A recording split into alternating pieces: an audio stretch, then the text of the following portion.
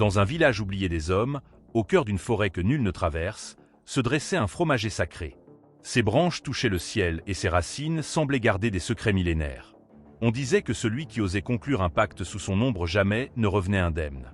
Mais un homme, aveuglé par la soif de pouvoir, n'écouta pas les avertissements. Ce qu'il a fait ce jour-là changea à jamais le destin du village. Le village de Ndoku était paisible, vivant au rythme des saisons et des rituels ancestraux. Les anciens racontaient que certains arbres, certains rochers, certaines rivières n'étaient pas seulement des êtres de la nature, mais des portes vers le monde invisible. Parmi eux, le fromager sacré trônait au centre de la forêt. Sa présence inspirait respect et crainte. On ne l'approchait jamais à la légère. Kasu était jeune, ambitieux et frustré par la pauvreté qui frappait sa famille. Chaque jour, il voyait les autres réussir pendant qu'il luttait pour survivre. Il avait entendu parler du pouvoir des anciens, de la force invisible du fromager, et une idée dangereuse germa dans son esprit. Si je conclus un pacte sous cet arbre, je deviendrai plus fort, plus riche, personne ne pourra m'arrêter. Les anciens tentèrent de l'arrêter. Kasu, disait le vieux sage Djibril, cet arbre n'est pas un instrument pour l'avidité. Si tu t'aventures là-bas avec un désir égoïste, tu ne reviendras jamais le même. Mais Kasu, sûr de sa ruse, rit. Il croyait que la peur des anciens n'était qu'un mythe pour effrayer les imprudents.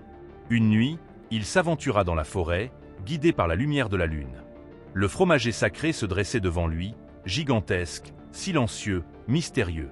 Kasu posa ses mains sur l'écorce millénaire et murmura ses intentions. « Je veux la richesse, la puissance et le respect. Je suis prêt à tout pour l'obtenir. » Les branches frémirent, comme si elles respiraient, et un souffle glacial traversa la clairière. L'air devint lourd, oppressant.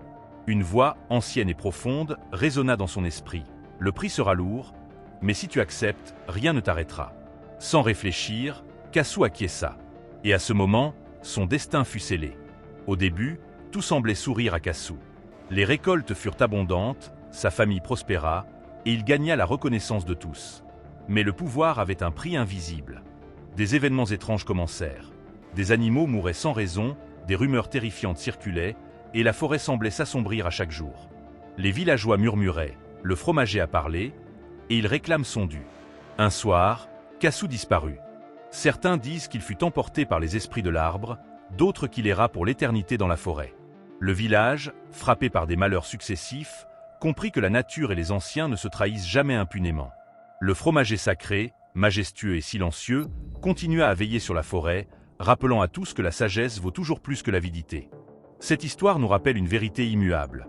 Le pouvoir sans respect est une malédiction déguisée. Si vous voulez découvrir d'autres secrets ancestraux et contes mystérieux d'Afrique, abonnez-vous à Écho des Sages et activez la cloche.